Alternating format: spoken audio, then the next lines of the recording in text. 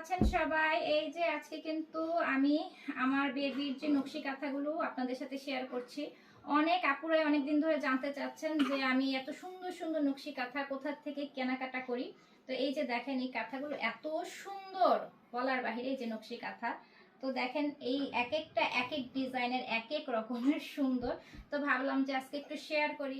অনেক আপুরাই আছে যে নতুন মা হবেন, তাদের ছোট্ট ছোট্ট সোনামণিদের জন্য হচ্ছে এরকম সুন্দর সুন্দর কাঁথা কিনতে চান। তো এই কাঁথাগুলো এত সুন্দর নিখুঁত ফিনিশিং এর কাজ। এই যে সামনে আসে দেখে প্রতিটা কাঁথায় অনেক সুন্দর ডিজাইন। এটা হলুদের মধ্যে লাল, এটা কিন্তু অফ হোয়াইট কালার, কিন্তু আরেকটা ডিজাইনের প্রতিটা কাঁথায় কিন্তু অনেক সুন্দর।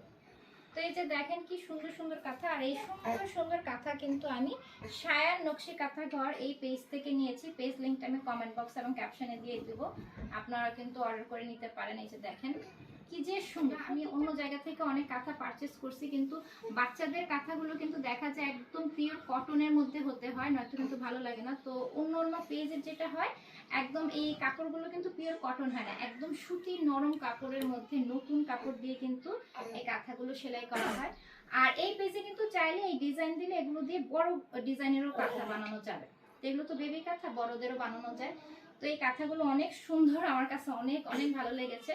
তো এত বেশি সুন্দর দেখে আমি হচ্ছে আপুকে বলছি যে এই ডিজাইন দিয়ে আমাকে একটা বড় কাঁথা বানিয়ে দিতে।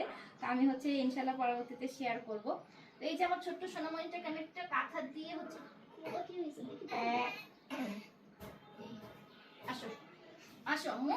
আমার মা সুন্দর একটা কাঁথা দিয়ে তোমাকে আমি একটু নিচ্ছি, দেখিয়েছি এত সুন্দর সুন্দর তোমার নকশি কাঁথা। দেখেছো দেখেছো কত সুন্দর কাঁথাগুলো, দেখেছো বাবা?